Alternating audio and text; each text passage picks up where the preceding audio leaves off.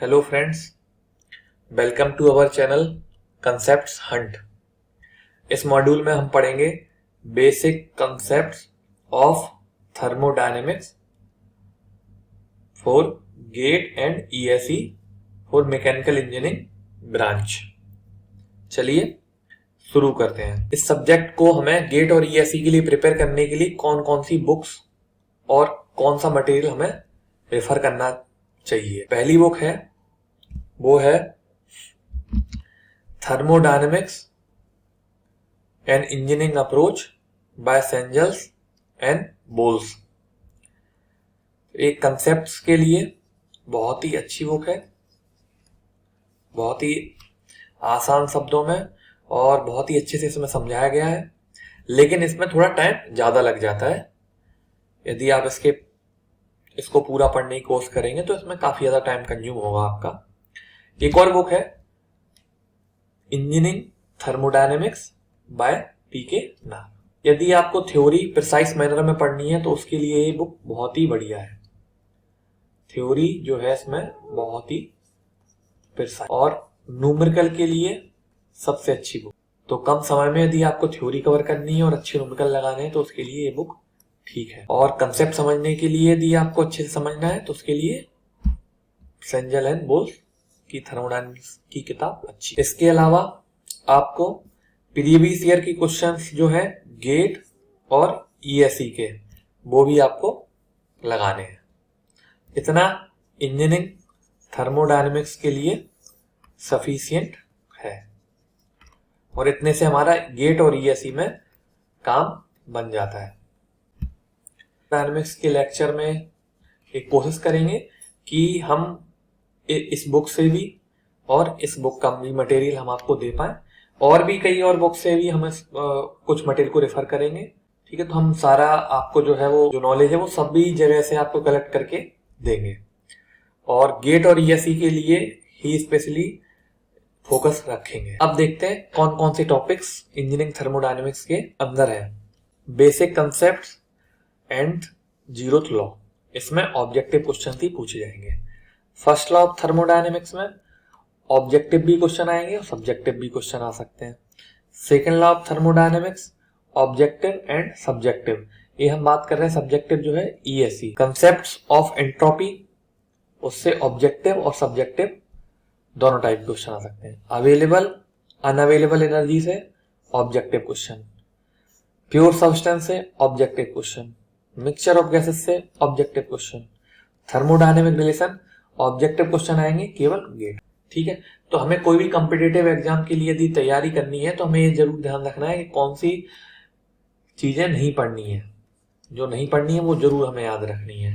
ठीक है, और कौन सी चीजों को कितना पढ़ना है वो भी हमें बिल्कुल समझना है। हमें बहुत ज्यादा नहीं पढ़ना है, हमें नंबर्स जो लाने हैं एग्जाम में डिवाइड बाय जो टाइम लग रहा है उसको हमें मैक्सिमाइज करना है, इसको हमें मैक्सिमाइज करना है। तो हमें वो टॉपिक पे ज्यादा फोकस करने हैं जो हमें कम टाइम में ज्यादा नंबर दिला सके।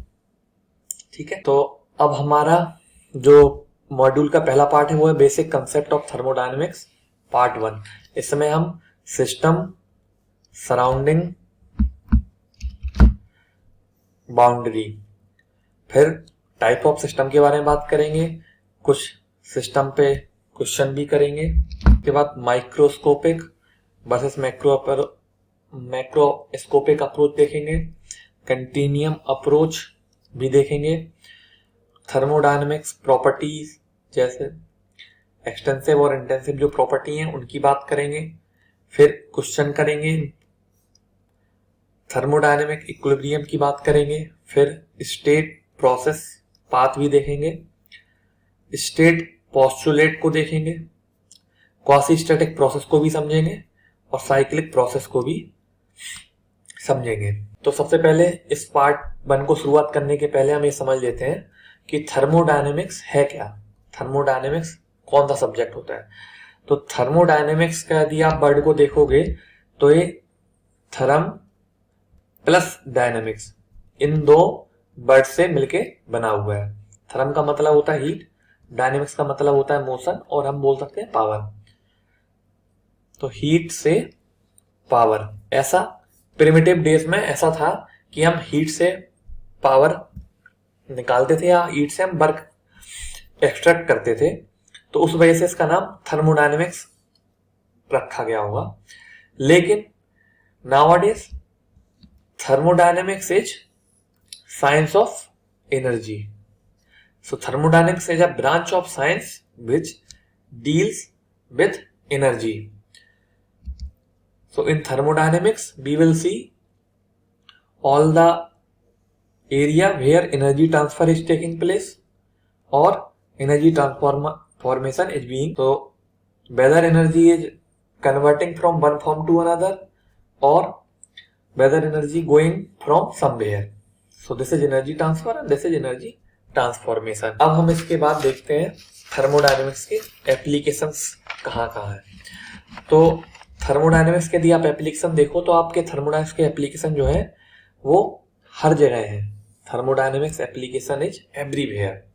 आप यदि नेचर में कोई भी प्रोसेस की बात करेंगे तो उसमें कहीं ना कहीं एनर्जी जो है, एनर्जी का ट्रांसफर या एनर्जी का ट्रांसफॉर्मेशन हो रहा होगा। कोई भी नेचर में ऐसी प्रोसेस पॉसिबल ही नहीं है जिसमें एनर्जी का इन्वॉल्वमेंट ना हो। तो आप नेचर में जो भी चीजें हैं वो सारी आप बोल सकते हो कि उसमें कहीं ना कहीं थर्मोडायनेमिक्स के लॉ या प्रिंसिपल इन्वॉल्व हो रहे हैं। दूसरी बात यह है कि थर्मोडायनेमिक्स के जो लॉ है वो एक नेचुरल जो कंस्ट्रेंट है किसी भी प्रोसेस का वो बताते हैं कि कौन सी प्रोसेस होगी तो किस डायरेक्शन में होगी, इसको रिवर्स कर सकते हैं क्या, रिवर्स करेंगे तो क्या कैसे हो सकती है रिवर्स। तो इस सब चीजों की बारे में जो बात है वो थर्मोडायनेमिक्स में है, तो बड़ी फंडामेंटल है। और इसके जो आप बोल सकते हो कि इसकी जो थर्मोडायनेमिक्स यदि इमारत है तो उसके जो पिलर्स हैं, जो फाउंडेशन है, वो डायरेक्ट ऑब्जर्वेशन ऑफ नेचर, उसी से इसके लॉ ऑफ प्रिंसिपल बने हुए हैं। तो देख लेते हैं एक बार एप्लीकेशन जो है, एक नजर मान लेते हैं। तो जैसे ह्यूमन बॉडी को आप देखो, कुछ एनर्जी ह्यूमन बॉडी पे आ रही है, ठीक है, कुछ एनर्जी ये फूड के रूप में एब्जॉर्ब किया, कुछ एनर्जी ये आउट हुआ, कुछ वर्क या कुछ एनर्जी जो है वो इसने रिलीज करी होगी एज अ हीट, कुछ एनर्जी स्टोरेज हो गया एज अ फैट। इसी टाइप में आप वाटर हीटर में देखोगे, सोलर पैनल में सोलर एनर्जी आ रही है, थर्मल एनर्जी है, और अल्टीमेटली आपका वाटर जो है उसका टेम्परेचर बढ़ जाता है और वाटर में थर्मल एनर्जी स्टोर हो जा रही है। इसी प्रकार से आप हाउस होल्ड रेफ्रिजरेटर को देखोगे तो इसमें कुछ इलेक्ट्रिकल एनर्जी आती है और हीट जो है वो निकल जाती है, और इसमें जो भी अंदर फूड रखा होता है उसके भी आप हीट एक्सट्रैक्ट कर लेते हो। पावर प्लांट में आप पूरे जो है एनर्जी कन्वर्ट करते हो, आप केमिकल एनर्जी से हीट बनाते हो, हीट से आप वर्क एक्सट्रैक्ट कर लेते हो कुछ, ठीक है, और उस वर्क को आप इलेक्ट्रिकल एनर्जी में कन्वर्ट करके सप्लाई करते हैं। अब हम जो भी कुछ बेसिक कंसेप्ट्स, टर्मिनोलॉजी और डेफिनेशन जो यूज होंगी इस थर्मोडायनेमिक्स के पूरे सब्जेक्ट में, उनको हम देख लेते हैं। सबसे पहले system, surrounding and boundary. System के बारे में बात करते हैं। सिस्टम क्या होता है? एनीथिंग अंडर कंसीडरेशन और चूजन फॉर स्टडी। तो ये एनीथिंग का क्या मतलब हुआ? एनीथिंग का मतलब हुआ क्वांटिटी ऑफ मैटर और रीजन इन अ स्पेस। तो यानी कोई भी स्पेस में रीजन या कोई क्वांटिटी ऑफ मैटर क्या कहलाएगा? सिस्टम कुछ भी हो सकता है जिसको भी हम कंसीडर कर रहे हो, जिस पर भी हमें स्टडी करनी हो। सपोज करिए कि हमारे पास एक कप ऑफ टी है जिसमें टी है 80 डिग्री पे है। टी जो है, टी का टेम्परेचर है 80 डिग्री, और जो आसपास में एटमॉस्फेयर है इसका टेम्परेचर मान लीजिए 40 डिग्री सेंटीग्रेड है। कुछ समय बाद हम देखेंगे कि टी का टेम्परेचर जो है वो भी लगभग 40 डिग्री सेंटीग्रेड के आसपास आ गया। यदि हमें इसमें देखना है कि टी ने कितनी थर्मल एनर्जी, कितनी हीट लॉस करी, तो यदि देखा जाए तो हमारा जो कंसीडरेशन में हो गया वो क्या हो गया सिस्टम? वो सिस्टम हमारा हो गया टी। ये जो टी है ये हमारा सिस्टम बन गया। इससे ही हमें निकालना है कितनी हीट इसने लॉस कर ली या कितनी हीट सराउंडिंग में चली गई, कितनी हीट आसपास चली गई, तो उसके लिए हमने इसको सिस्टम बना लिया। बस यही है सिस्टम, एनीथिंग अंडर कंसीडरेशन। अब हमारे कंसीडरेशन में क्या है, एक टी, जिसके बारे में भी हमें चीजें निकालनी हो, जिसमें भी हमारा अटेंशन हो, जिस पे भी हम थर्मोडायनामिक्स प्रिंसिपल अप्लाई करना चाह रहे हो, वो सभी जो है उसके लिए हमें एक कोई मटेरियल या कुछ क्वांटिटी ऑफ मैटर या कोई रीजन इन स्पेस में उसको हमें सिलेक्ट करना पड़ेगा, तो वो हमारा बन जाता है सिस्टम। ठीक है, सिस्टम का जो सिलेक्शन है वो जितना अच्छे से करेंगे उतने ही हमें एनालिसिस करने में आसानी होती है जाएगी। अब सपोज करिए यदि एक यही कप ऑफ टी है, 80 डिग्री पे था, यदि ये किसी रूम में किसी टेबल पे रखा हुआ है और यदि हमने गलती से, यदि हम सिस्टम जो है, हम cup of T and table को भी सिस्टम ले लेते और फिर हम हीट निकालने की कोशिश करते, तो हमें हो सकता है ज्यादा कॉम्प्लेक्स हो जाता।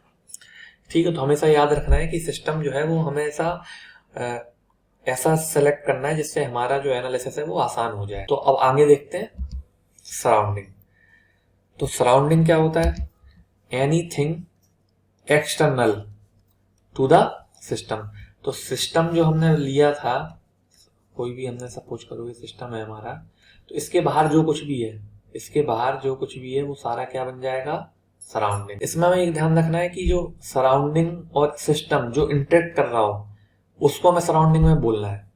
अब हो सकता है कि कुछ दूर ऐसी चीज होगी जिसका सिस्टम से कोई लेना देना ही नहीं है, तो उसको हमें सराउंडिंग में ज्यादा हमें उस पर अटेंशन नहीं रखनी है।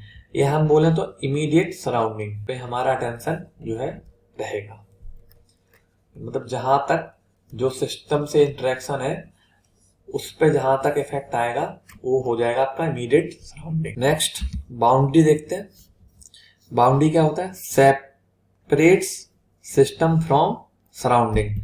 तो जब हमें पता चल गया सिस्टम है, इसको छोड़ के सारा कुछ सराउंडिंग है, तो इन दोनों को सेपरेट कौन कर रहा होगा, इन दोनों को सेपरेट बाउंड्री कर रही है। ठीक है, तो ये देख सकते हैं ये सिस्टम हो गया और ये हमारा सराउंडिंग है, और इनको सेपरेट करने के लिए क्या है, बाउंड्री। ये बाउंड्री हो गई। ठीक है, अब बाउंड्री के बारे में देख लेते हैं। इट मे बी रियल और इमेजिनरी। हम आगे देखेंगे कैसे इमेजिनरी या कब रियल होती है, लेकिन अभी ये याद रख लीजिए कि बाउंड्री रियल भी हो सकती है और इमेजिनरी भी हो सकती है। मतलब हम इमेजिन करके ऐसा मान रहे हो कि ये बाउंड्री है, हो सकता है वो रियलिटी में वहां पे वो चीज बाउंड्री ना हो। इट मे बी फिक्स्ड और मूवेबल। बाउंड्री जो है वो फिक्स्ड भी हो सकती है और मूवेबल भी हो सकती है। Thickness of boundary is zero. So boundary की हमेशा जो थिकनेस है वो जीरो होगी, यानी कि इसका जो वॉल्यूम होगा बाउंड्री का वो जीरो होगा, यानी कि कोई भी मास बाउंड्री का नहीं होगा, कोई भी एनर्जी स्टोर नहीं करेगा। ये हमेशा ध्यान रखने वाली बात है कि बाउंड्री कोई भी एनर्जी स्टोर नहीं करेगी, ना ही कोई मास होगा बाउंड्री में। बाउंड्री के अक्रॉस जो है वो इंटरेक्शन होगा। ठीक है, तो हमें समझ में आ गया सिस्टम, सराउंडिंग और बाउंड्री। अब यदि हम सिस्टम और सराउंडिंग दोनों को मिला क्लब कर दें तो हमारा यूनिवर्स बन जाता है, क्योंकि सिस्टम को छोड़ के जो भी यूनिवर्स है वो सारा सराउंडिंग है। ठीक है, तो इन दोनों को यदि हम मिला दें तो बन गया हमारा, तो ये सारा जो है वो क्या बन गया। अब हम एक चीज देखते हैं कि सिस्टम और सराउंडिंग के बीच में जो इंटरेक्शन है, सिस्टम और सराउंडिंग जो आपस में इंटरेक्ट कर रहे हैं वो कैसे इंटरेक्ट करते हैं, तो वो मास और एनर्जी ट्रांसफर के द्वारा करते हैं। और जो मास और एनर्जी ट्रांसफर होती है वो अक्रॉस बाउंड्री, यानी कि एनर्जी आ रही हो, एनर्जी जा रही हो, या मास आ जा रहा हो।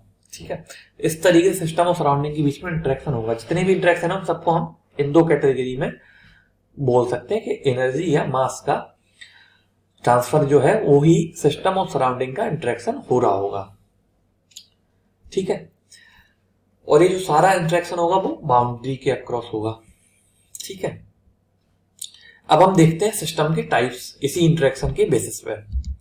तो सिस्टम के जो है वो 3 टाइप होते हैं, 3 कॉम्बिनेशन हो सकते हैं। पहला, जब केवल एनर्जी का ट्रांसफर हो रहा हो, कोई सिस्टम है और बाउंड्री से जो है केवल एनर्जी आ सकती हो, मास जो है वो नहीं आ सकता हो। ठीक है, आ सकता है, जा सकता है, एनर्जी आ सकती है, जा सकती है। एनर्जी भी वर्क और हीट के फॉर्म में आ जा सकती है। तो इस प्रकार का सिस्टम जिसमें केवल और केवल एनर्जी का ट्रांसफर हो उसको बोलते हैं कंट्रोल मास सिस्टम। क्यों? क्योंकि इसमें इसका जो मास होगा, सिस्टम का मास, वो सेम रहेगा और उसमें जो मैटर है वो भी अनचेंज्ड रहेगा। इसलिए हम इसको बोलते हैं क्लोज सिस्टम। एक क्लोज होता है सिस्टम जो है, कोई भी सिस्टम ऐसा ले लें हम, सपोज हमने पिस्टन सिलेंडर ले लिया जिसमें कोई वाल्व नहीं है। यदि इसमें कुछ गैस या लिक्विड भरा हुआ है तो कोई, यदि हम इसमें ऐसा प्रोविजन करें कि कोई भी मास बाहर से अंदर नहीं आए, अंदर से बाहर नहीं जाए, केवल हीट आ सकती हो, पिस्टन मूव कर सकता हो, मतलब वर्क ट्रांसफर हो सकता हो, तो केवल और केवल क्या हो रहा होगा? एनर्जी का ट्रांसफर हो रहा है, मास का ट्रांसफर नहीं हो रहा। ठीक है, तो ऐसा सिस्टम कहलाता है कंट्रोल मास सिस्टम और जिसको हम बोलते हैं क्लोज सिस्टम। ठीक, इसका एक स्पेशल केस और हो जाता है। अभी तो क्लोज कंट्रोल मास सिस्टम में या क्लोज सिस्टम में क्या था कि एनर्जी का ही केवल ट्रांसफर हो रहा था। यदि एनर्जी का भी ट्रांसफर नहीं हो, neither energy nor mass transfer, then this system will be called as isolated system.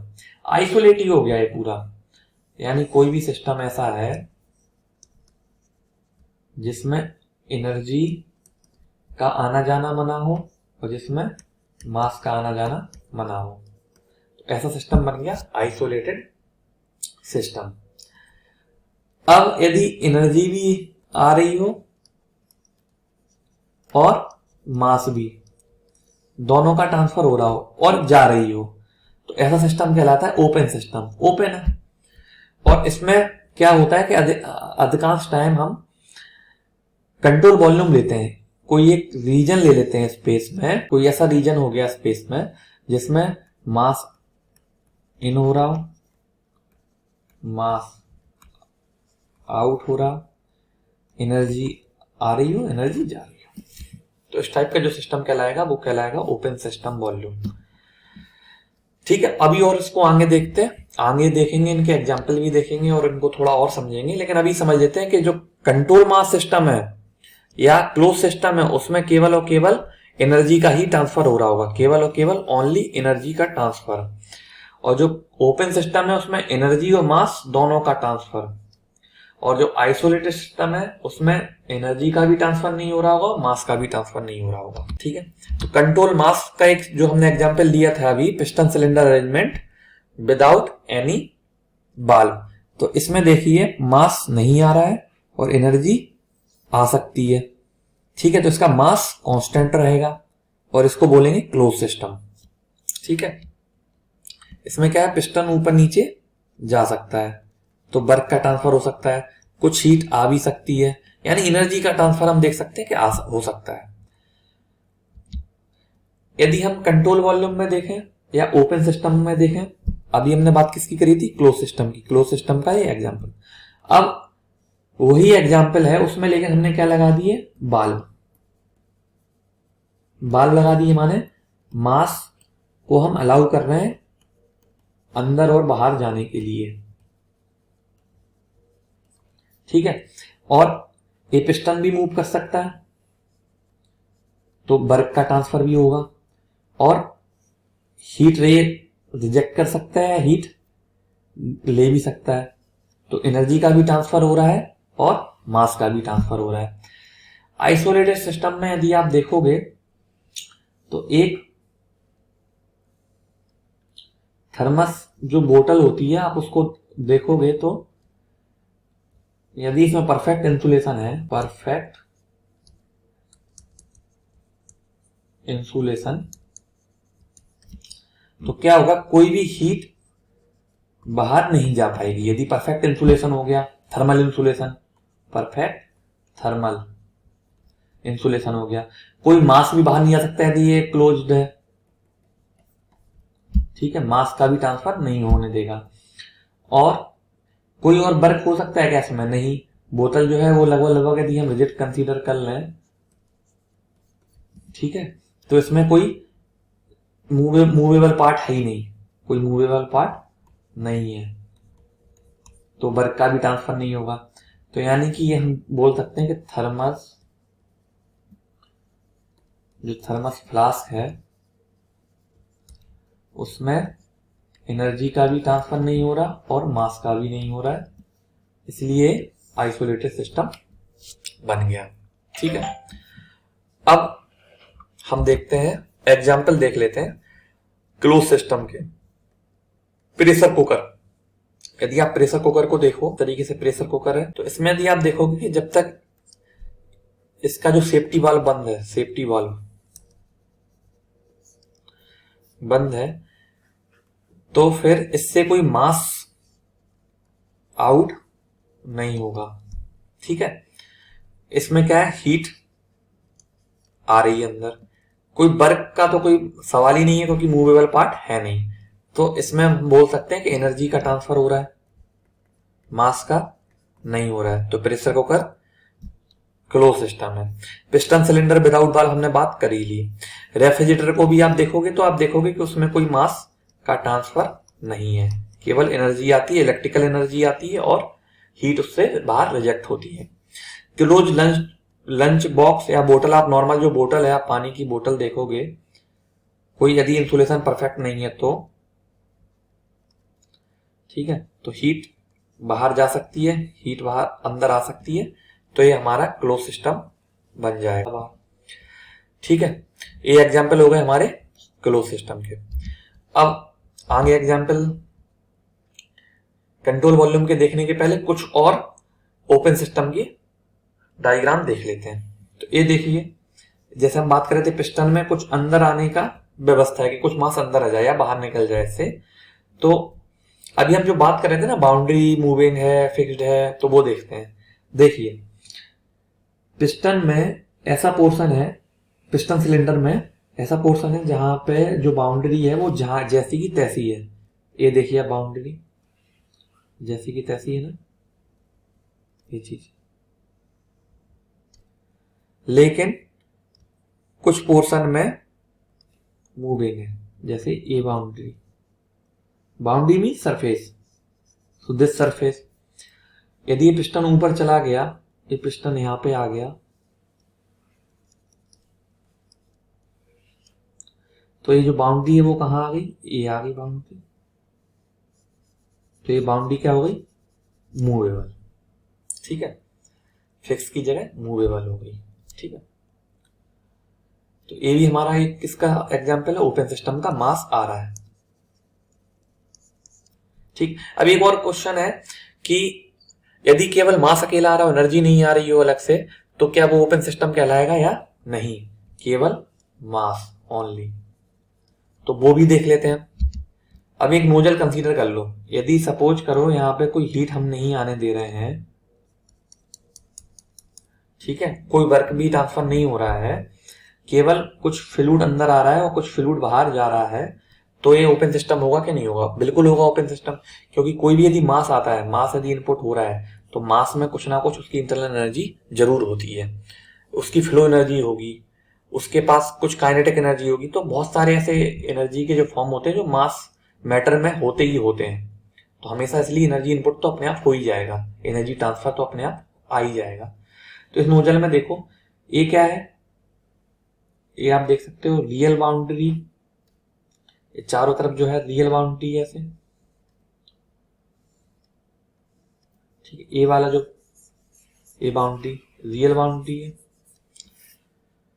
और ये जो पोर्शन है ये इमेजिनरी बाउंड्री है। ऐसी कोई वहां पे है तो नहीं इसको जो पोर्शन इस नोजल को अलग कर रही हो, नहीं, ये पाइप सेक्शन में जुड़ा हुआ होगा कहीं, ठीक है, लेकिन इसको हम इमेजिन कर रहे हैं कि यहाँ पे इस तरीके से कंट्रोल वॉल्यूम है। ठीक है, ये कंट्रोल वॉल्यूम हो गया। कंट्रोल वॉल्यूम का जरूरी नहीं वॉल्यूम कांस्टेंट रहे, ऐसा जरूरी नहीं है। वॉल्यूम बढ़ सकता है, घट सकता है। हमने देखा ना मूविंग बाउंड्री है तो उसका घट सकता है, इसमें मूविंग बाउंड्री नहीं है तो इसका वॉल्यूम जो है वो उतना ही का उतना है। ठीक है, अब इसके एग्जाम्पल देख लेते हैं। पिस्टन सिलेंडर विद बाल्ब, अभी जैसे देखा हमने एग्जाम्पल में पहले। टरबाइन, टरबाइन में भी आप देखो तो टरबाइन में कुछ फ्लूइड आता है और फ्लूइड निकलता भी है, और वर्क, शाफ्ट वर्क कुछ निकलता है। ठीक है, और कुछ हीट लॉस भी हो जाती है इससे। ठीक है, तो टरबाइन में क्या है, मास की एंट्री और मास की एग्जिट जो है वो अलाउ है, मास ट्रांसफर होता है। कंप्रेसर में भी आप देखोगे मास ट्रांसफर होता है। गीजर जो घर में लगे रहते हैं उसमें भी आप देखोगे मास ट्रांसफर, कुछ वाटर आता है, कोल्ड वाटर और हॉट वाटर निकलता है, तो गीजर। नोजल में भी अभी हमने बात कर ली। आइसोलेटेड सिस्टम की बात करें, थर्मल फ्लास्क और बोतल, ये हमने भी बात कर ली। यूनिवर्स, यदि आप यूनिवर्स को देखोगे तो एक आइसोलेटेड सिस्टम की तरह मान सकते हो कि उसके बाहर कुछ नहीं है, यूनिवर्स ही है, तो यूनिवर्स के बाहर कुछ नहीं है जिससे इंटरेक्शन हो पाए, तो इसलिए हम मान लेते हैं कि यूनिवर्स जो है वो आइसोलेटेड सिस्टम है। मल्टीवर्स के केस में पता नहीं क्या होगा, तो ये जो हमने अभी डिस्कस किया एग्जाम्पल हो गए। एक बहुत ही अच्छी इमेज जो मुझे मिली, यदि हम सिंपल, बिल्कुल सिंपल देखें, ओपन सिस्टम क्या है, एक गिलास में पानी जो है वो फिल है, वाटर जो है वो एक गिलास में है। अब यदि ये गिलास को गर्म करेंगे तो कुछ वाटर निकल सकता है, तो ये ओपन सिस्टम हो गया, मास ट्रांसफर अलाउ है। इसमें आप यदि क्लोज बोतल है तो इसमें कोई मास ट्रांसफर हो सकता है, नहीं, तो ये क्लोज सिस्टम हो गया। इसमें तो एनर्जी का भी ट्रांसफर नहीं हो सकता और मास का भी नहीं हो सकता, तो ये आइसोलेटेड सिस्टम बन गया। ठीक है, तो जो अभी तक हमने टाइप ऑफ सिस्टम डिस्कस किए हैं वो मैं इसलिए इस पर इतना ज्यादा फोकस कर रहा हूं क्योंकि जो ईएसई में या गेट में क्वेश्चन आते हैं वो अधिकतर टाइप्स ऑफ सिस्टम पे क्वेश्चन आते हैं, या फिर प्रॉपर्टीज पे क्वेश्चन आते हैं, या फिर टेम्परेचर मेजरमेंट पे क्वेश्चन आते हैं, इसलिए इस पे ज्यादा टाइम दिया जा रहा है। टाइप ऑफ सिस्टम हमने देख लिया, क्लोज्ड, आइसोलेटेड, ओपन। क्लोज्ड का ही एक स्पेशल टाइप है आइसोलेटेड। क्लोज सिस्टम में क्या होता है, मास ट्रांसफर होता है, नहीं। एनर्जी ट्रांसफर होता है, हाँ। आइसोलेटेड सिस्टम में क्या मास ट्रांसफर होता है, नहीं। एनर्जी ट्रांसफर होता है, नहीं। ओपन सिस्टम में मास ट्रांसफर होता है, हाँ। एनर्जी ट्रांसफर होता है, हाँ। एग्जाम्पल हमने बात करी ली। ठीक है, अब ये क्वेश्चन करते हैं। गेट 1999 में क्वेश्चन आया हुआ है, an isolated thermodynamic system. Isolated हो गया, इसका मतलब क्या है कि एनर्जी का ट्रांसफर भी नहीं हो रहा है और मास का ट्रांसफर भी नहीं हो रहा है। Execute a process, choose the correct statements from the following statements. तो याद रखना इसमें हो सकता है एक से ज्यादा भी हमारे स्टेटमेंट सही हो। No heat is transferred, heat क्या है, एनर्जी। तो आइसोलेटेड सिस्टम में कोई सिस्टम का सराउंडिंग से इंटरेक्शन होता है, नहीं। कोई एनर्जी ट्रांसफर होती है, नहीं। कोई मास ट्रांसफर होता है, नहीं। तो हीट क्या है, एनर्जी है, तो इसका ट्रांसफर होगा, नहीं होगा, तो नो हीट इज ट्रांसफर, ये सही है। नो वर्क इज डन, तो वर्क भी क्या है, एनर्जी। तो जब एनर्जी का ट्रांसफर नहीं हो सकता तो वर्क का भी ट्रांसफर नहीं हो सकता, तो नो वर्क इज डन, या वर्क ट्रांसफर या वर्क बोले। वर्क एक्चुअली में बाउंड्री फिनोमेना ही है, हम आगे जब पढ़ेंगे तो देखेंगे इसको वर्क और हीट में। No mass flow across the boundary of the system, boundary के अक्रॉस कोई मास का फ्लो नहीं होगा, नहीं होता है, तो वो तो पता ही है हमें, आइसोलेटेड सिस्टम में कोई मास का फ्लो नहीं होना चाहिए, मास ट्रांसफर नहीं होना चाहिए। ठीक है, तो ये भी सही हो गया। No chemical reaction takes place within system, system के अंदर केमिकल रिएक्शन हो भी सकती है, नहीं भी हो सकती है, तो इसलिए सिस्टम जो है वो सही नहीं है। इसमें जो आंसर जो इसका हो गया A, B and C, 3 option are correct. Next see another question, which one of the following represent open thermodynamic system. Open thermodynamic system, mass transfer हो रहा हो। ठीक है, तो सबसे पहला एग्जांपल देखते हैं, मैनुअल आइस क्रीम फ्रीजर। इसमें क्या होगा, मैनुअल कुछ फ्रीजर होगा, इसमें आप जो भी आइसक्रीम वगैरह कुछ रखेंगे वो फ्रीज हो जाता होगा। ठीक है, इससे कुछ एनर्जी हीट निकलेगी और कुछ इलेक्ट्रिकल एनर्जी सप्लाई की जाएगी। तो यदि हम इसको एक सिस्टम मान लें तो इसमें क्या, इलेक्ट्रिकल एनर्जी माने एनर्जी आई, कुछ एनर्जी निकल गई। क्या कोई मास का ट्रांसफर हुआ? नहीं, मास का ट्रांसफर नहीं है, तो यानी कि ये ओपन सिस्टम है नहीं है। सेंट्रीफ्यूगल पंप में क्या होता है, यदि आप देखो इस तरीके से कुछ वाटर आ सकता है और कुछ वाटर जा सकता है, यानी कि मास का ट्रांसफर होता है और कुछ एनर्जी भी आती है, इलेक्ट्रिकल एनर्जी। ठीक है, तो सेंट्रीफ्यूगल पंप में हम देख सकते हैं कि मास का ट्रांसफर है, तो इसलिए ओपन सिस्टम है। प्रेशर कुकर की हमने बात की थी, ओपन सिस्टम नहीं है, क्लोज सिस्टम है। और बॉम्ब कैलोरीमीटर जो है, बॉम्ब कैलोरीमीटर को भी हम आइसोलेटेड सिस्टम बोलते हैं। आइसोलेटेड सिस्टम कैलोरीमेट्री में यूज होता है। इसमें मान के चलते हैं कि परफेक्ट, इसके जो आउटसाइड है वो परफेक्ट इंसुलेशन है, आउटर जो सेल है उसमें परफेक्ट थर्मल इंसुलेशन है और कोई इसमें वर्क ट्रांसफर भी नहीं होता है। तो इसमें केवल और केवल एनर्जी, इसमें कोई एनर्जी भी ट्रांसफर नहीं और मास का भी ट्रांसफर नहीं होता है। तो हमारा करेक्ट आंसर हो गया बी। अगला क्वेश्चन लेते हैं, ice kept in a well insulated thermo flask is an example of this system. Thermal flask में आइस रख दी है अपने अंदर, आइस से कुछ हीट बाहर जा सकती है क्या? यदि थर्मल फ्लास्क है, इसके अंदर आपने आइस रख दी, लेकिन ये थर्मल फ्लास्क है यानी परफेक्ट थर्मल इंसुलेशन, यदि हम मान लें तो कोई हीट जा सकती है क्या? नहीं जा सकती है। ठीक है, और कोई मूवेबल पार्ट नहीं है और वर्क ट्रांसफर तो हो ही नहीं सकता इससे। तो थर्मल फ्लास्क को हम पहले भी देख चुके थे, कैसा सिस्टम था ये? Isolated system. तो isolated B, correct answer is B. कम समय में यदि आप पकड़ लिए तो कम समय में ही सॉल्व कर सकते हैं। सबसे पहले इन टाइप की जब भी क्वेश्चन आए तो इसको आपको सबसे पहले देखना है कि दोनों स्टेटमेंट में से सब गलत कौन सा है। यदि कोई एक रॉन्ग आपको निकल आता है तो आप तुरंत सी या डी में से कोई एक आपका ऑप्शन हो जाएगा, और दोनों में यदि कोई गलत नहीं निकलता है तब आपको ए और बी में ट्राई करना पड़ेगा। तो इसमें क्या होता है कि एक असर्शन दिया जाता है, फिर एक रीजन बताया जाता है, उसका रीजन क्यों है ऐसा, क्या असर्शन का ए रीजन जो है वो सही है और दोनों स्टेटमेंट भी सही है तो वो ऑप्शन ए हो जाता है। यदि दोनों असर्शन और रीजन दोनों करेक्ट है लेकिन रीजन इसका प्रॉपर नहीं है असर्शन का, तो बी ऑप्शन होता है।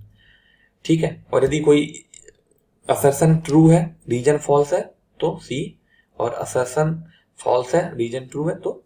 अब क्वेश्चन को देखते हैं, a thermodynamic system may be considered as a quantity of working substance with which interaction of heat work are studied. तो थर्मोडायनेमिक्स यदि सिस्टम में हम देखते हैं तो कुछ क्वांटिटी ऑफ मैटर और रीजन इन स्पेस, तो quantity of working substance with interaction of heat and work के इंटरेक्शन को हम जो स्टडी करते हैं, सही बात है, स्टडी करते हैं, ट्रू।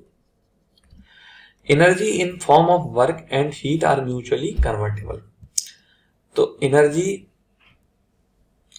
वर्क से आप हीट कन्वर्ट कर सकते हो 100%, लेकिन हीट से आप वर्क कन्वर्ट नहीं कर सकते हो 100%।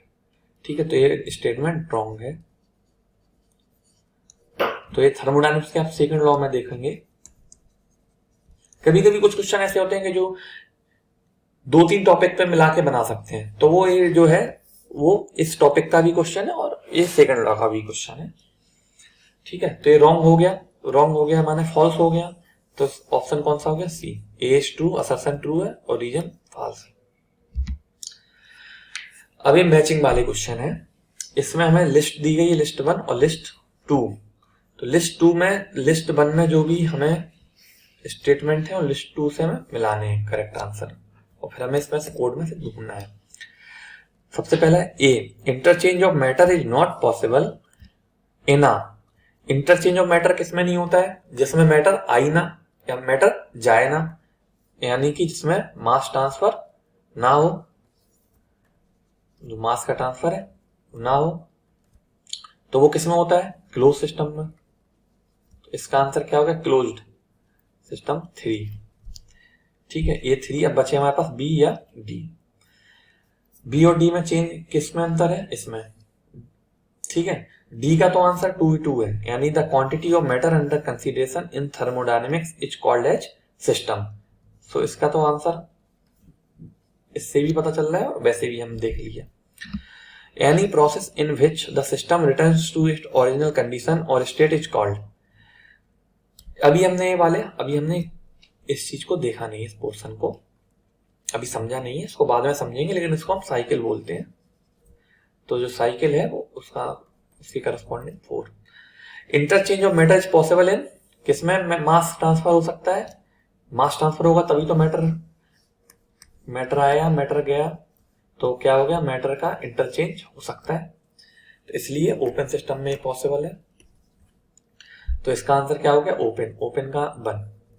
3 4 1 2 3 4 1 2 करेक्ट आंसर इज डी। ठीक है, मतलब यदि हमें आ भी नहीं रहा हो तब भी हम इसको कर सकते हैं। ठीक है, तो मैचिंग में यदि हमारे पास 3 भी यदि हम करेक्ट कर लेते तो हम चौथा भी करेक्ट कर लेते हैं।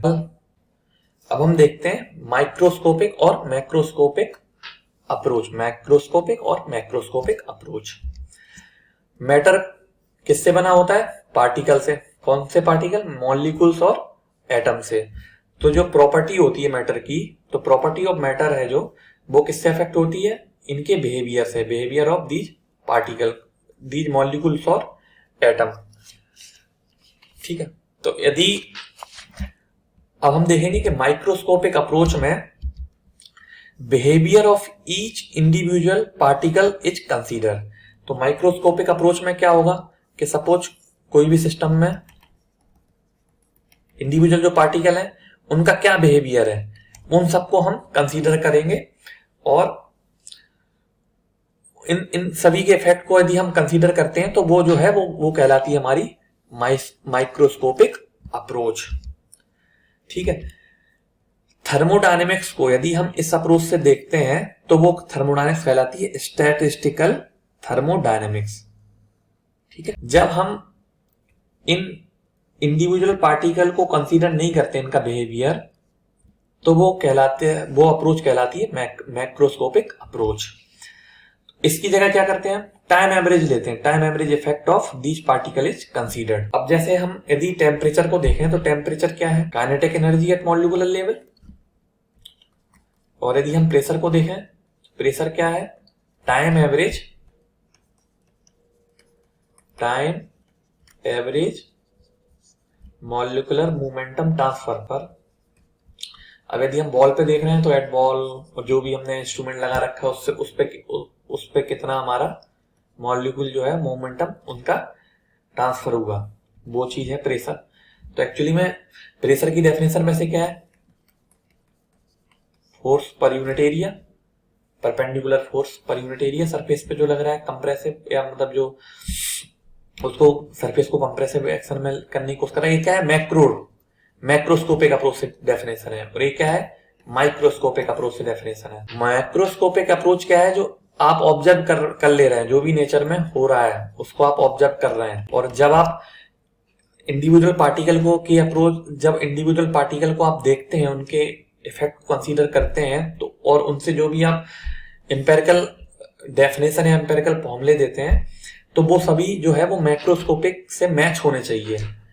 मतलब यदि कल के दिन कोई और प्रेशर की डेफिनेशन आती है तो वो इस चीज को भी बोल सकते हैं कि इसको भी उसे वेरीफाई करना पड़ेगा कि हाँ ये P बराबर F आ रहा है उस थ्योरी से कि नहीं आ रहा है। ठीक है, तो इस प्रकार की जो मैक्रोस्कोपिक अप्रोच से जब थर्मोडायनेमिक्स को हम डील करते हैं तो वो हमारी कहलाती है क्लासिकल थर्मोडायनेमिक्स। ठीक है, और हम जो भी थर्मोडायनेमिक्स यहाँ पढ़ेंगे इंजीनियरिंग थर्मोडायनेमिक्स में, उसमें मेनली हम क्लासिकल थर्मोडायनेमिक्स का ही यूज करेंगे। ठीक है, कुछ जगह रेफरेंस के लिए ही हम केवल स्टैटिकल थर्मोडायनेमिक्स को रेफर करेंगे, जब हमें कोई माइक्रो लेवल पे कोई चीज समझनी होगी तब। तो वहां मेजरली जो काम रहेगा वो क्लासिकल थर्मोडायनेमिक्स से रहेगा। ठीक है, एक और अप्रोच है कंटिन्यूम अप्रोच। तो सबसे पहले कंटिन्यूम क्या होता है? Matter is continuous through out. यदि इस अप्रोच में हम देखते हैं तो हम देखते हैं हम अज्यूम करते हैं कि जो मैटर है वो कंटिन्यूअस है थ्रू आउट, मतलब कहीं में मैटर में बीच में स्पेस नहीं है, मतलब होल नहीं है, यदि हम इसको बोलें कम टेक्निकल टर्म में बोलें तो। इसका मतलब क्या होता है? वैल्यू ऑफ जो properties are continuous throughout without any sudden jump. अब आप कंसीडर करो कि एक मग ऑफ वाटर है, उसमें जो पानी है उसकी जो डेंसिटी है वो 1000 किलोग्राम पर क्यूबिक मीटर है। यानी कि किसी भी पॉइंट पे आप लो वाटर की, तो उसकी डेंसिटी यदि 1000 किलोग्राम पर मीटर क्यूब आएगी। तो इसका मतलब है कि हमने इसमें कंटिन्यूम कंसेप्ट को यूज किया है, तभी हम बोल रहे हैं कि हर जगह है। यदि आप इस पोर्शन को देखें, इसको जूम करें, काफी ज्यादा जूम करें, तो आप देखेंगे कि H2O मॉलिक्यूल्स हैं, कुछ स्पेस पे हैं। ठीक है, यदि आप पर्टिकुलर इस डिस्टेंस से आप जा रहे हैं तो आप देखोगे कि अचानक से आपको, यदि डेंसिटी आप चेक कर रहे हैं तो आप देखेंगे अचानक से आपको एक पीक दिखेगी, यहाँ पे डेंसिटी बहुत ज्यादा, फिर यहाँ पे बीच में स्पेस है तो यहाँ डेंसिटी कम हो गई। ठीक, इस तरीके से वैसे डेंसिटी होगी इसमें अंदर, यदि हम इसको बिल्कुल बहुत ज्यादा जूम करके देखें, बहुत ज्यादा जूम। ठीक है, मतलब बीच में स्पेस है, वॉइड है, तो यहां तो डेंसिटी होगी नहीं, यहां तो जीरो होगी इस जगह पे। लेकिन हम कंटिन्यू अप्रोच में क्या मानते हैं कि हम इतना बड़ा सिस्टम ले रहे हैं, सिस्टम की साइज जो है वो हमारी इतनी बड़ी है कि उसमें ये जो है ना निग्जेबल है, मतलब जो स्पेस है बहुत कम है। तो हम इसका जो एवरेज यदि ले लें, रो एवरेज डेंसिटी को यदि ले लें, तो रो एवरेज लेके हम अपना काम चला सकते हैं। ठीक है, हमारे रिजल्ट में कोई ज्यादा फर्क नहीं आएगा। तो ये कंटिन्यू अप्रोच में होता है।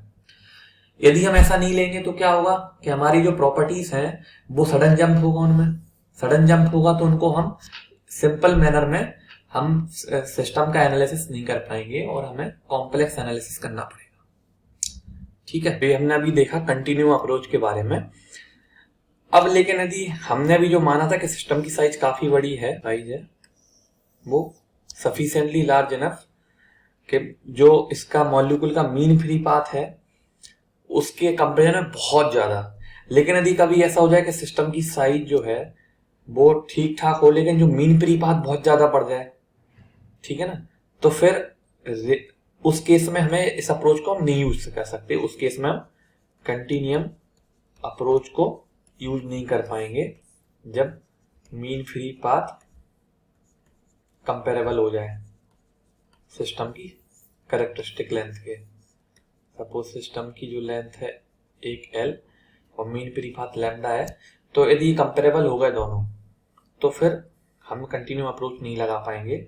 और एक इस टाइप का जो केस बनता है वो बनता है रेयरिफाइड फ्लो। ठीक है, तो हमें हमेशा याद रखना है रेयरिफाइड फ्लो जब भी होगा तो वहां पे कंटिन्यूम अप्रोच नहीं लगेगी। ठीक है, कंटिन्यूम अप्रोच नहीं काम करेगी। ठीक है, अब चलते हैं, अब देखते हैं थर्मोडायनेमिक प्रॉपर्टी के बारे में। तो थर्मोडायनेमिक प्रॉपर्टी होती क्या है? Any characteristic of system. तो कोई भी चीज जो सिस्टम को कैरेक्टराइज करे वो सिस्टम कहलाती है, यानी सिस्टम का जो चरित्र होता है। ठीक है, एग्जाम्पल के लिए pressure, volume, temperature, viscosity, thermal conductivity, etc.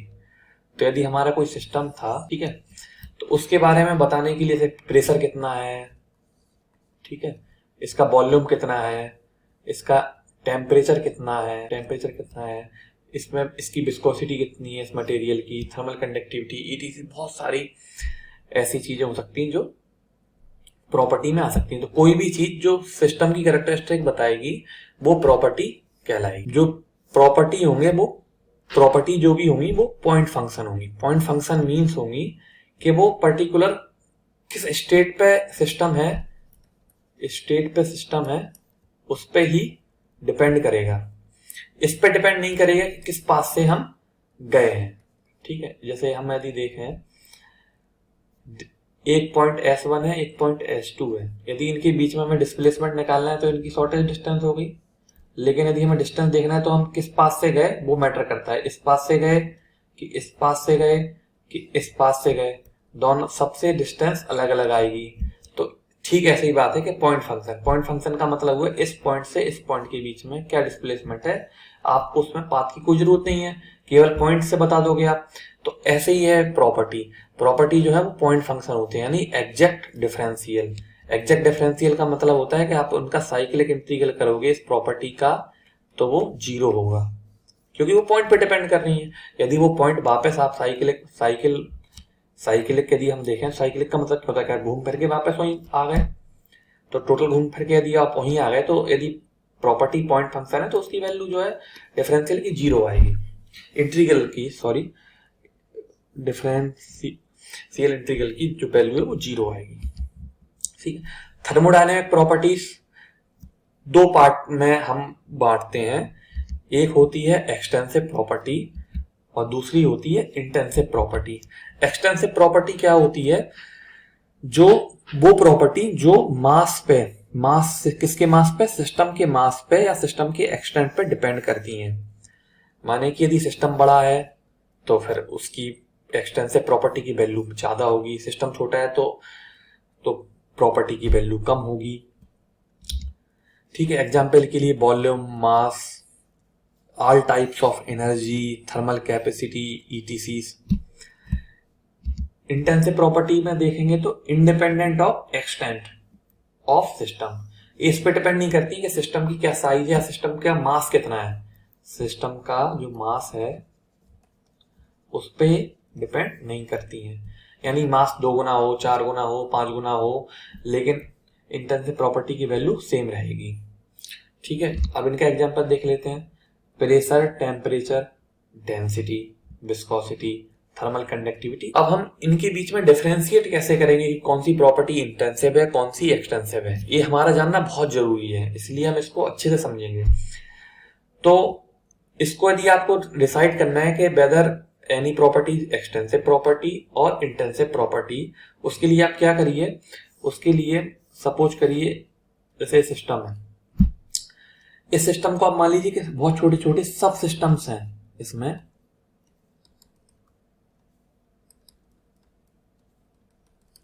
इस तरीके से कुछ सब सिस्टम है, इमेजिन करिए ऐसा। इसका मास m1 है, इसका मास m2 है, इसका मास m3 है, इसका मास m4 है, इसका मास m5 है, इसका मास m6 है, इसका मास m7 है, इसका मास m8 है, इसका मास m9 है।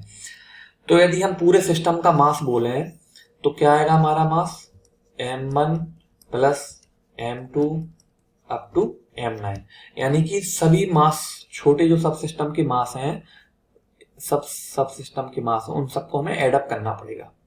ठीक है, एडअप करना पड़ा। अब हम प्रेशर को देखें, यदि इसमें मान लो प्रेशर P1 है, इसमें प्रेशर P2 है, P3 है, सपोज ऐसे ही करस्पॉन्डिंग प्रेशर है, और सारे प्रेशर यदि ये इक्विलिब्रियम में तो सारे बराबर हैं P के। यदि हम प्रेशर पूछे, पूरे सिस्टम का प्रेशर भी पूछा जाए तो क्या होगा, वो क्या P1 plus P2 plus P3 ऐसे होगा, नहीं होगा, वो P1 P2, तो प्रेशर क्या एडअप हुआ, नहीं हुआ। तो जो प्रॉपर्टी एडअप हो जाए, एडअप हो, वो होगी हमारी एक्सटेंसिव प्रॉपर्टी, और जो एडअप नहीं हो वो कहलाएंगी इंटेंसिव प्रॉपर्टी। अब जैसे टेम्परेचर देखो, यदि इस सब सिस्टम का टेम्परेचर T है, T1, T2, T3, T4, T5, इस तरीके सिस्टम है, तो क्या टेम्परेचर सिस्टम का यदि हम देखें तो क्या T1 plus T2 plus T3 ऐसे होगा, नहीं होगा। थर्मल कंडक्टिविटी को देखो, यदि इसकी कंडक्टिविटी के है, इसकी के है, इसकी कंडक्टिविटी के है, सब सिस्टम सबकी यदि के है, तो ओवरऑल सिस्टम की कंडक्टिविटी क्या होगी, के ही होगी।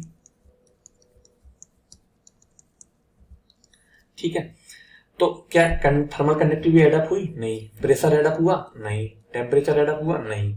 तो जो भी एडअप हो, छोटे छोटे यदि सब सिस्टम आप सब सपोज करो सब सिस्टम की तरह, और वो एडअप नहीं हो पाए, तो ऐसे केस में वो इंटेंसिव प्रॉपर्टी कहलाई जाती है। ठीक है, अब हम वॉल्यूम को देखो, इसका यदि वॉल्यूम V1 है, इसका वॉल्यूम V2 है, इसका वॉल्यूम V3 है, तो वॉल्यूम क्या हो जाएगा, V1 plus V2 plus V3 up to ऐसे V9। थर्मल कैपेसिटी यदि देखो M इंटू सी, ये भी मास में, एनर्जी भी देखोगे तो half mv square, kinetic energy, potential energy mgh, सब में मास का टर्म है। तो ये सारे एक्सटेंसिव प्रॉपर्टी है। ठीक है, जिसमें सीधे सीधे मास से मल्टीप्लाई है तो वो तो एक्सटेंसिव हो गई। और यदि वो प्रॉपर्टी एडअप हो रही हो, यदि छोटे छोटे पार्ट्स में देखो एडअप हो रही हो, दूसरी अप्रोच ये भी है कि यदि आप मान लो एक सिस्टम है, उसके दो पार्ट्स समझ लो, तो कौन कौन सी चीजें हैं जो आधी आधी हो जाती हैं। जैसे यदि इसका मास m था, वॉल्यूम v था, टेम्परेचर t था, प्रेशर ये था इस सिस्टम का, इसको हाफ हाफ किया तो प्रेशर तो दोनों तरफ बराबर रहेगा, टेम्परेचर भी सेम रहेगा, लेकिन मास आधा हो जाएगा, वॉल्यूम भी आधा हो जाएगा। तो ये दोनों क्या हो गई, एक्सटेंसिव प्रॉपर्टी हो गई, इंटेंसिव प्रॉपर्टी। ठीक है, अब हमें थोड़ा पिक्चर क्लियर हो गई कि एक्सटेंसिव और इंटेंसिव प्रॉपर्टी के बीच में क्या फर्क है और कैसे हम इसको देखेंगे। अब क्या एक्सटेंसिव प्रॉपर्टी जो है, क्या उनको हम इंटेंसिव प्रॉपर्टी में कन्वर्ट कर सकते हैं? तो आंसर आया हाँ, कर सकते हैं। तो कैसे कर सकते हैं? तो एक्सटेंसिव प्रॉपर्टी लीजिए, वो एक और एक्सटेंसिव प्रॉपर्टी से डिवाइड कर दीजिए, तो आपको इंटेंसिव प्रॉपर्टी। अब हम एग्जांपल के लिए सबसे पहले लेते हैं, जैसे वॉल्यूम है, एक्सटेंसिव प्रॉपर्टी है, इसमें हमने मास से डिवाइड किया। ठीक है, ये हमारा बन गया स्पेसिफिक वॉल्यूम। अब ये स्पेसिफिक वॉल्यूम जो हमारा है वो हो गया इंटेंसिव प्रॉपर्टी। तो हम यदि किसी भी एक्सटेंसिव प्रॉपर्टी में मास से डिवाइड कर देंगे तो उसके आगे स्पेसिफिक टर्म लगा देते हैं। तो यहाँ जो प्रॉपर्टी बनेगी वो स्पेस, और यहाँ प्रॉपर्टी नेम, जो भी प्रॉपर्टी को हमने मास से डिवाइड करके बनाया है ना, डिवाइड बाय। ठीक है, एक तो हो गया वॉल्यूम, वॉल्यूम को किया स्पेसिफिक वॉल्यूम बन गया। अब हमें यदि करना है तो और भी बहुत सारी चीजें हैं, जैसे हीट कैपेसिटी। हीट कैपेसिटी क्या होती है, C m इंटू सी। यदि इसमें हमने मास से डिवाइड कर दिया तो ये क्या बन जाएगा, स्पेसिफिक हीट कैपेसिटी। ठीक है, एंट्रोपी। अभी एंट्रोपी थोड़ा थोड़ा जानते होंगे, कुछ डिसऑर्डरनेस जो है, ये एक्सटेंसिव प्रॉपर्टी होती है। जब इसको मास से डिवाइड कर देते हैं तो ये बन जाती है स्पेसिफिक एंट्रोपी, इसको बोलते हैं स्पेसिफिक एंट्रोपी, और ये बन जाती है इंटेंसिव प्रॉपर्टी। ठीक है, ऐसे ही एंथैल्पी में यदि डिवाइड करेंगे, एंथैल्पी एक्सटेंसिव प्रॉपर्टी, मास से डिवाइड कर देंगे तो बन जाएगा स्पेसिफिक एंथैल्पी, और ये बन जाएगी इंटेंसिव प्रॉपर्टी। ठीक है, तो जब भी किसी वर्ड के आगे स्पेसिफिक लगा होगा, स्पेसिफिक किसी भी प्रॉपर्टी के आगे लगा होगा तो वो होगी इंटेंसिव प्रॉपर्टी। Always remember. अब क्वेश्चंस करते हैं थोड़ा इन प्रॉपर्टी को जो हमने पढ़ा है उसके बारे में। Which of the following are intensive property. Intensive माने जो एक्सटेंट पे डिपेंड नहीं करें, यानी कि जो मास पे डिपेंड ना करें। ठीक है, काइनेटिक एनर्जी। काइनेटिक एनर्जी क्या होती है, हाफ mv स्क्वायर। मास बढ़ाएंगे तो काइनेटिक एनर्जी बढ़ेगी, तो ये तो एक्सटेंसिव प्रॉपर्टी है। स्पेसिफिक एंथैल्पी, क्या लग गया एंथैल्पी के आगे स्पेसिफिक, तो ये क्या बन गई इंटेंसिव। प्रेशर, प्रेशर आपको पता ही है इंटेंसिव प्रॉपर्टी, एडअप नहीं होती है। एंट्रोपी, एंट्रोपी हमने बताया कि एंट्रोपी एक्सटेंसिव प्रॉपर्टी है, लेकिन जब इसमें स्पेसिफिक लगा होता है, स्पेसिफिक हो जाएगी तो ये इंटेंसिव बन जाएगी, लेकिन अभी के लिए एक्सटेंसिव है तो इंटेंसिव नहीं है। तो हमारा करेक्ट आंसर क्या आया, 2 और 3 बी। ठीक है, अगला क्वेश्चन है consider the following properties: entropy, viscosity, temperature, specific heat at constant volume. Which of the above properties is are extensive? Extensive माने मास पे डिपेंड करे, एंट्रोपी एक्सटेंसिव। ठीक है, तो एक्सटेंसिव जो है वो कौन कौन सी हो गई? 1 विस्कोसिटी, नहीं, viscosity intensive property, viscosity add up नहीं होती है। ठीक है, तो विस्कोसिटी नहीं है। टेम्परेचर, टेम्परेचर भी एडअप नहीं होता है। Specific heat at constant volume, ये भी एडअप नहीं होता है। ठीक है, क्योंकि स्पेसिफिक्स में टर्म भी लग गया तो इसका मतलब ये इंटेंसिव हो गया। ठीक है, तो ऑप्शन क्या है? एक, 1 ओनली। ठीक है,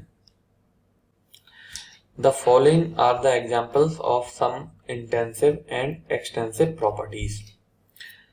ठीक है, ये बोल रहे हैं कि ये कुछ प्रॉपर्टीज हैं जो एक्सटेंसिव या इंटेंसिव दोनों हो सकती हैं।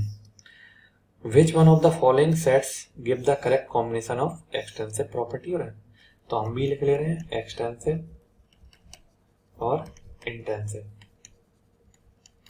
ये IAS 1995 में ऑब्जेक्टिव क्वेश्चन है। तो pressure, pressure intensive, temperature intensive, volume extensive, velocity, velocity में कोई मास पे डिपेंड करती है, एडअप होती है नहीं, वेलोसिटी तो जो सिस्टम की होगी वही सब सिस्टम की भी वही आएगी, तो वेलोसिटी इसमें intensive. Electric charge, electric charge mass पे डिपेंड होता है, स्पेसिफिक इलेक्ट्रिक चार्ज जो होता तो वो इंटेंसिव हो जाता, तो ये 5। मैग्नेटाइजेशन भी मास पे डिपेंडेंट है, तो ये 6 एक्सटेंसिव में आ गया। विस्कोसिटी ये इंटेंसिव। पोटेंशियल एनर्जी mgh, ये भी मास पे डिपेंडेंट, तो एक्सटेंसिव हो गया। 3, 5, 6, 8, 3, 5, 6, 8 extensive, extensive 3, 5, 6, 8 only. B, C option is correct. ठीक, अब ये तक हमने प्रॉपर्टी के बारे में सीख लिया। अब हम यदि प्रॉपर्टी को हमें मेजर करना है, प्रॉपर्टी को मेजर करना है, सपोज यहाँ पे हमें कुछ प्रेशर, टेम्परेचर, वॉल्यूम जो भी है वो प्रॉपर्टी यदि देखनी है, तो प्रेशर आपको पता है कि टाइम डिपेंड, कुछ टाइम एवरेज में जो इसकी वैल्यू आती है वो है। टेम्परेचर भी कुछ टाइम चाहिए ना जो भी मेजरमेंट करने के लिए, तो उस टाइम तक प्रॉपर्टी जो है वो कांस्टेंट होनी चाहिए, यानी प्रॉपर्टी वेरिएबल नहीं होनी, वेरी नहीं करनी चाहिए, यानी कि इक्विलिब्रियम में होना चाहिए सिस्टम। सिस्टम किस में होना चाहिए? इक्विलिब्रियम में। बिना इक्विलिब्रियम के हम प्रॉपर्टी मेजर नहीं कर पाएंगे। तो थर्मोडायनेमिक इक्विलिब्रियम इस टर्म का नाम है। इक्विलिब्रियम के लिए थर्मोडायनेमिक इक्विलिब्रियम बोलते हैं। थर्मोडायनेमिक्स में जो इक्विलिब्रियम है तो थर्मोडायनेमिक्स इक्विलिब्रियम बोलते हैं। तो थर्मोडायनेमिक इक्विलिब्रियम का मतलब होता है कि कोई भी सिस्टम और सिस्टम के में अनबैलेंस फोर्स ना हो, अनबैलेंस फोर्स या पोटेंशियल जो चीजें डिस्टर्ब करे। ठीक है, तो थर्मोडायनेमिक इक्विलिब्रियम होने के लिए हमें थर्मल इक्विलिब्रियम होना चाहिए, मैकेनिकल इक्विलिब्रियम भी होना चाहिए, फेज इक्विलिब्रियम भी होना चाहिए और केमिकल इक्विलिब्रियम भी होना चाहिए। तो थर्मल इक्विलिब्रियम का क्या मतलब है? थर्मल इक्विलिब्रियम का मतलब है कि इक्वलिटी ऑफ टेम्परेचर हो जाए, यानी कहीं भी कोई टेम्परेचर ग्रेडियंट ना हो। मैकेनिकल इक्विलिब्रियम में है कि अनबैलेंस फोर्स ना हो। फेज इक्विलिब्रियम में है कि लिक्विड फेज से सपोज यदि कोई वेपर फेज बन रही है तो ये जो फेज है इनमें आपस में इक्विलिब्रियम होना चाहिए। केमिकल इक्विलिब्रियम का मतलब है कोई भी यदि केमिकल कंसंट्रेशन या जो भी कंसंट्रेशन है, मास कंसंट्रेशन नहीं एग्जिस्ट होना चाहिए। ठीक है, थोड़ा थर्मल इक्विलिब्रियम और मैकेनिकल इक्विलिब्रियम की और बात कर लेते हैं। थर्मल इक्विलिब्रियम, तो थर्मल इक्विलिब्रियम में यदि आप देखोगे तो अभी जैसे हमने बात की, थर्मल इक्विलिब्रियम का मतलब है कि कोई टेम्परेचर ग्रेडियंट नहीं हो, यानी कि 0 हो। तो यदि कोई सिस्टम ले लें हम, इसमें कोई फ्लूइड है, एक T टेम्परेचर पे है सपोज, तो इसके सारे पार्टिकल का टेम्परेचर यदि T होगा तभी ये इक्विलिब्रियम में होगा, पहली बात। दूसरी बात, यदि सराउंडिंग का भी, यदि ये सराउंडिंग से हीट ले सकता है मान लो, तो इसका सराउंडिंग का भी टेम्परेचर T होना चाहिए, नहीं तो क्या होगा, नहीं तो सराउंडिंग से कुछ हीट ले लेगा और फिर वापस ये अनबैलेंस हो जाएगा। ठीक है, तो no temperature difference within system and also with surrounding if it is interacting. ठीक है, तो सिस्टम में भी डेल्टा टी इज 0 और सराउंडिंग में भी delta T is 0 between system to surrounding. तो अब हमें यहां से एक चीज देख सकते हैं कि सिस्टम तभी थर्मोडायनेमिक इक्विलिब्रियम में होगा या तो वो आइसोलेटेड हो और वो डेड स्टेट में हो। डेड स्टेट का मतलब क्या हुआ? डेड स्टेट का मतलब ये हुआ कि जो सिस्टम की प्रॉपर्टीज की वैल्यू है, जैसे प्रेशर है या टेम्परेचर, जो भी अनबैलेंस या जो भी पोटेंशियल्स होते हैं वो सारे पोटेंशियल 0 हो जाए। सिस्टम और सराउंडिंग के बीच में सारे पोटेंशियल की वैल्यू 0 हो जाए, जैसे थर्मल पोटेंशियल। ठीक है, प्रेशर डिफरेंस ना हो, कोई अनबैलेंस फोर्स ना हो। ठीक है, केमिकल पोटेंशियल जो केमिकल कंसंट्रेशन है वो ना हो, कोई रिएक्शन ना हो। ठीक है, तभी हमारे थर्मोडायनेमिक इक्विलिब्रियम फिट होगा। क्योंकि जैसे थर्मल इक्विलिब्रियम में हमने देखा कि सराउंडिंग का भी टेम्परेचर टी होना चाहिए, और यदि सिस्टम का पूरा सिस्टम में थ्रू आउट टेम्परेचर टी है, तभी जाके इक्विलिब्रियम हो पाएगा। नहीं तो कुछ ना कुछ हीट ट्रांसफर हो जाएगी और सिस्टम जो है फिर उसकी प्रॉपर्टी की वैल्यू चेंज हो जाएगी। तो सिस्टम और सराउंडिंग जो है वो इक्विलिब्रियम में हो।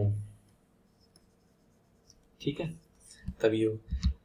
मैकेनिकल इक्विलिब्रियम में यदि हम देखें तो हर पॉइंट पे जो प्रेशर है उसकी वैल्यू सेम होना जरूरी नहीं है। कई लोग ऐसा मानते हैं कि प्रेशर जो है वो इक्वल होना चाहिए। एक्चुअली में मैकेनिकल जो भी फोर्स है वो नहीं होना चाहिए। ठीक है, अब यदि पिस्टन इस तरीके से, तो नीचे के सारे पॉइंट पे प्रेशर जो है पी के सपोज करिए, यहाँ पे जो प्रेशर होगा वो P माइनस रो GH होगा यदि ये है हाइट है। ठीक है, तो इसलिए प्रेशर का बराबर होना जरूरी नहीं है, यानी डेल्टा P 0 होना जरूरी नहीं है। डेल्टा P हो सकता है कुछ एडजस्ट करे, लेकिन कोई अनबैलेंस फोर्स नहीं होना चाहिए सिस्टम और सराउंडिंग के बीच में। यदि यहां प्रेशर P नहीं होगा तो क्या होगा? ये पिस्टन आगे मूव कर जाएगा, फिर यहाँ पे प्रेशर कुछ चेंज हो जाएगा। तो इसलिए सिस्टम और सराउंडिंग की जो प्रेशर है वो लगभग मतलब यदि हम प्रेशर मान लें कि सेम ही है, हाइट बहुत ज्यादा नहीं है थ्रू आउट द सिस्टम, तो हम मान लें कि यहाँ पे भी जो P होना चाहिए और यहाँ पे P। ठीक है, सिस्टम और सराउंडिंग की। अब हम जब इक्विलिब्रियम समझ गए, ठीक है, तो हम बात करते हैं स्टेट की। यदि कोई सिस्टम जो है, ठीक है, ये इक्विलिब्रियम स्टेट में आ गया, माने कि इसकी जो प्रॉपर्टीज हैं क्या हुई? फिक्स्ड, उनमें कोई चेंज नहीं हो रहा है। ठीक है, तो इक्विलिब्रियम में आ गया, तो एक पर्टिकुलर जो वैल्यू ऑफ जो फिक्स्ड वैल्यू है प्रॉपर्टीज की, उनको क्या बोलेंगे? स्टेट। तो स्टेट क्या होता है? Condition of system, fixed value of property at a given state. कोई गिवन स्टेट प्रॉपर्टीज की जो वैल्यू है वो फिक्स हो जाती है और सिस्टम जो है इक्विलिब्रियम पे होता है, तो उसको बोलते हैं स्टेट। यानी इसकी जो अभी अवस्था क्या है, ठीक है, सिस्टम की अवस्था। सपोज यदि कोई प्रॉपर्टी की वैल्यू प्रेशर कुछ है, यहाँ प्रेशर ले लें, यदि हम वॉल्यूम ले लें, कुछ पर्टिकुलर टाइम पे इसकी वैल्यू जो प्रेशर की है वो कुछ A है और B है, P और B, और एक पॉइंट ऐसे है, तो ये इसकी स्टेट हो गई। ठीक है, अब क्या? प्रोसेस क्या होता है? Any change from one state to another state. State क्या है? इक्विलिब्रियम में था जब, फिर एक दोबारा कोई नया इक्विलिब्रियम बना, तो यानी कि क्या होगा कि मान लो कोई प्रेशर, जैसे यदि पिस्टन सिलेंडर ले लें आप, आगे गया पिस्टन, ये हो गया डेल्टा V, ये V था, ठीक है, ये V1 मान लो, या ये V2 हो गया, और सपोज यहाँ पे प्रेशर P1 है, यहाँ P2 है। ये इक्विलिब्रियम स्टेट थी, ये दूसरी इक्विलिब्रियम स्टेट है, ये पॉइंट करस्पॉन्डिंग है, मान लीजिए ये प्रेशर एक्सेस, ये वॉल्यूम एक्सेस। इस टाइप से कोई स्टेट चेंज होगी, स्टेट 1 और स्टेट 2, तो ये कहला जाएगी प्रोसेस। ठीक है, मतलब स्टेट में चेंज होना प्रोसेस है। पाथ क्या है, हो सकता है ऐसे बीच में कई सारी स्टेट आई होंगी, यानी कि एक स्टेट ए भी रही होगी और भी स्टेट रही होंगी, इंटरमीडिएट स्टेट, इनको सबको कनेक्ट कर दें ऐसी इक्विलिब्रियम स्टेट को, तो ये जो सीरीज होगी, series of state through system passes during process is called as path. ठीक है, अब स्टेट को हमने देखा कि स्टेट जो है, ठीक है, वहां पे प्रॉपर्टी की वैल्यू फिक्स हो जा रही थी, तो किसी भी स्टेट को हमें दिखाने के लिए हमें कितनी प्रॉपर्टी चाहिए, कितनी चाहिए, उसका आंसर आता है स्टेट पोस्टुलेट से। तो चलो देख लेते हैं स्टेट पोस्टुलेट का क्या स्टेटमेंट है। The state of a simple compressible system, इसको हम अभी देखते हैं। Simple compressible is completely specified by two independent intensive property, यानी दो प्रॉपर्टी चाहिए, इंडिपेंडेंट हो और इंटेंसिव। इंडिपेंडेंट माने ऐसी दो प्रॉपर्टी हो जो आपस में वेरी कराई जा सके, एक को फिक्स रख के, और इंटेंसिव प्रॉपर्टी हम बात कर चुके हैं। अब सिंपल कंप्रेसिबल सिस्टम क्या होता है? A simple compressible system absence of electrical magnetic gravitational motion and surface tension effect. तो ऐसा सिस्टम जिसमें कोई इलेक्ट्रिकल इफेक्ट ना हो, मैग्नेटिक इफेक्ट ना हो, ग्रेविटेशनल इफेक्ट ना हो, मोशन ना हो, कोई सरफेस टेंशन इफेक्ट ना हो, और एक प्योर सब्सटेंस हो। तो प्योर सब्सटेंस को तो हम आगे डील करेंगे, अलग से पूरा चैप्टर पढ़ेंगे प्योर सब्सटेंस, उसमें हम अच्छे से डिस्कस करेंगे। अभी इतना समझ लो आपके प्योर सब्सटेंस है और सिंपल है। वो सिंपल का मतलब इलेक्ट्रिकल नहीं है, कोई मैग्नेटिक ग्रेविटेशनल ये सब इफेक्ट नहीं है, तो उसे हम दो इंडिपेंडेंट इंटेंसिव प्रॉपर्टी के द्वारा स्पेसिफाई कर सकते हैं स्टेट को। ठीक है, यदि एक इफेक्ट होंगे तो उससे एक और वेरिएबल इनका बढ़ता जाएगा। ठीक है, यानी कि यदि कोई हमें स्टेट को दिखाना है तो हम प्रॉपर्टी ए और प्रॉपर्टी बी है, तो इससे हम कोई भी स्टेट को स्पेसिफाई कर सकते हैं। ए वैल्यू और प्रॉपर्टी बी की कुछ वैल्यू होगी, तो एक पॉइंट के द्वारा हम स्पेसिफाई कर देंगे। इंडिपेंडेंट, यदि हम वाटर को देखें, बॉइलिंग के टाइम वाटर यदि बॉइलिंग हो रहा है तो प्रेशर जो है और टेम्परेचर डिपेंडेंट हो जाते हैं। ठीक है, तो हमें कौन सी दो प्रॉपर्टी लेनी है वो हमें डिपेंड करेगा कि कैसी स्थिति है। ठीक है, जब भी फेस चेंज प्रोसेस हो रही है तो प्रेशर और टेम्परेचर डिपेंडेंट हो जाते हैं, तो इसको हम इंडिपेंडेंट ट्रीट नहीं कर सकते। ठीक है, तब हमें कोई और नई प्रॉपर्टी लेनी पड़ेगी। मान स्पेसिफिक वॉल्यूम हो गया, ये डिपेंडेंट नहीं है, ये इंडिपेंडेंट हो गया। ठीक है, तो प्रेशर वॉल्यूम जो है वो नॉर्मली भी इंडिपेंडेंट होते हैं और वैसे भी इंडिपेंडेंट ले लेंगे। ठीक है, तो दो इंडिपेंडेंट चाहिए हमें और इंटेंसिव प्रॉपर्टी होनी चाहिए, उससे हम स्पेसिफाई कर देंगे स्टेट को। ठीक है, अभी तक हमने क्या देखा कि हमने स्टेट्स को स्पेसिफाई करना भी देख लिया, हमने स्टेट पोस्टुलेट से प्रोसेस भी समझ गए कि स्टेट्स, एक स्टेट से कोई दूसरी स्टेट हो जाए, स्टेट 1 से स्टेट 2 पे आ गए। ठीक है, और फिर इस तरीके से, लेकिन एक इक्विलिब्रियम स्टेट से दूसरी इक्विलिब्रियम स्टेट में चेंज हो और वो भी कंप्लीटली हम स्पेसिफाई कर पाए, उसको पाथ दिखा पाए, तो उसके लिए कौन सी प्रोसेस होनी चाहिए?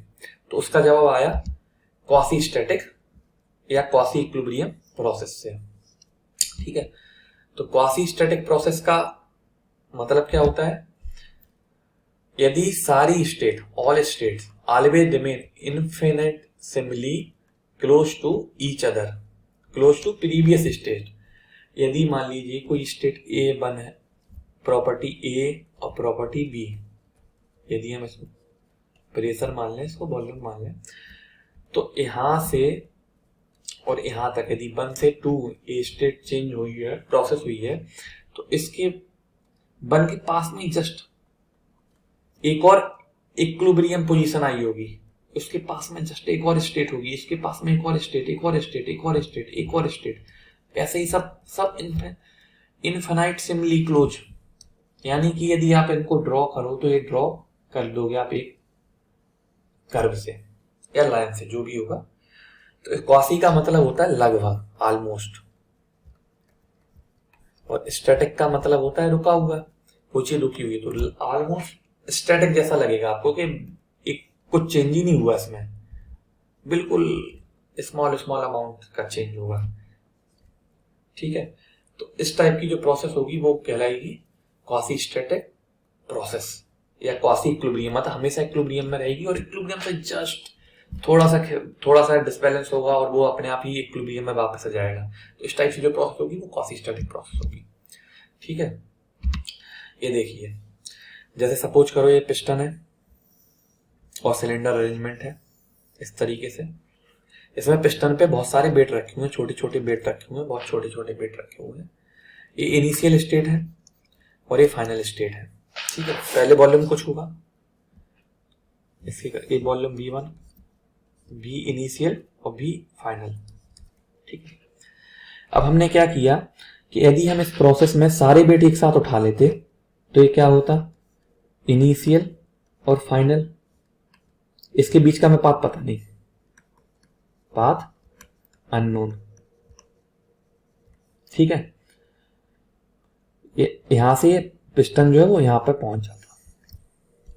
लेकिन अब हमने क्या किया, एक एक बेट करके उठाया, बेट एक 1 by 1 1 by 1 1 by 1 1 by 1 1 by 1 उठाएंगे। तो क्या होगा, जब पहला बेट उठाया ये यहां पे आ गया, पिस्टन कुछ ऊपर चला गया। ठीक है, फिर दूसरा बेट उठाया तो कुछ यहां चला गया, तीसरा चौथा पांचवा इस तरीके से उठाते गए, थर्ड फोर्थ फिफ्थ, तो इस तरीके से स्टेट आती गई। ठीक है, सपोज ए आ गई, ए आ गई, ए स्टेट आ गई, स्टेट आ गई, स्टेट आ गई, स्टेट। इस तरीके से हम फाइनल स्टेट तक पहुंच गए। ऐसे ही इस वेट को और कम करते जाएं और कम करते जाएं और इसका जो वेट है वो और कम करते जाएं और कम करते जाएं, तो ऐसी बहुत सारी स्टेट मिलती जाएंगी, ऐसी बहुत सारी स्टेट मिलती जाएंगी और स्टेट मिलती जाएंगी।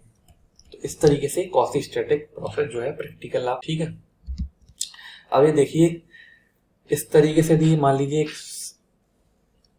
पिस्टन सिलेंडर अरेंजमेंट था, उसको कंप्रेस कर रहे हैं, कंप्रेशन प्रोसेस है। ठीक है, इस तरीके से पिस्टन मूव कर रहा है, तो थोड़ा सा आगे जाने पे एक ए स्टेट, इस तरीके से बहुत सारी स्टेट मिलती जाएंगी। और ठीक है, तो हम कंप्लीटली यदि देखेंगे, एक पॉइंट इस तरीके से, एक और पॉइंट इस तरीके, तो बहुत सारे पॉइंट मिल जाएंगे इन स्टेट के बीच में। ठीक है, तो ये क्वासी स्टैटिक प्रोसेस में आप देखोगे कि लगभग प्रोसेस पाथ आप नॉन होता है।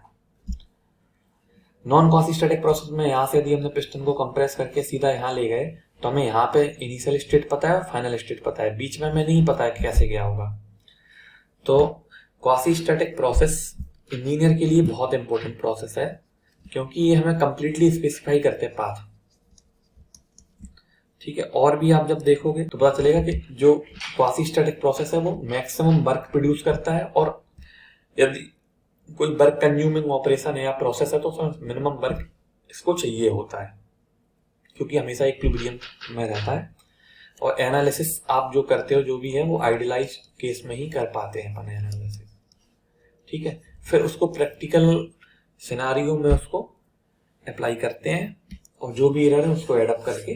प्रोसेस जान लिया हमने, अब साइक्लिक प्रोसेस को और देखते हैं। तो साइक्लिक प्रोसेस क्या होती है, if final state after process identical to initial state. Suppose करो इनिशियल स्टेट, कुछ कोई प्रोसेस हुई, उसके बाद कुछ इंटरमीडिएट स्टेट आई, उसके बाद एक और प्रोसेस हुई, उसके बाद फाइनल स्टेट आ गई। तो यदि ये फाइनल स्टेट इनिशियल स्टेट के आइडेंटिकल है तो हम बोल सकते हैं कि सिस्टम जो है वो साइकिल कंप्लीट किया है, और ऐसी प्रोसेस को बोलते हैं साइक्लिक प्रोसेस। यानी कि यदि हमें यहाँ पे ले लें प्रेशर, यहाँ पे वॉल्यूम, यदि हमने कोई पिस्टन सिलेंडर है, एक्सपेंड हुआ, ठीक है, यहां तक, इसके बाद ये वापस कंप्रेस हुआ, वापस कंप्रेशन किया, और वापस जो फाइनल स्टेट है उसमें इस तरीके से कंडीशन है, इस तरीके से स्टेट है कि वो वापस उसी पॉइंट पे आ गया। ठीक है, तो इस टाइप की जो प्रोसेस होगी वो साइक्लिक प्रोसेस कहलाएगी। अब साइक्लिक प्रोसेस में मिनिमम 2 प्रोसेस होनी चाहिए। ठीक है, 3 प्रोसेस भी हो सकती हैं, 4 प्रोसेस भी हो सकती हैं,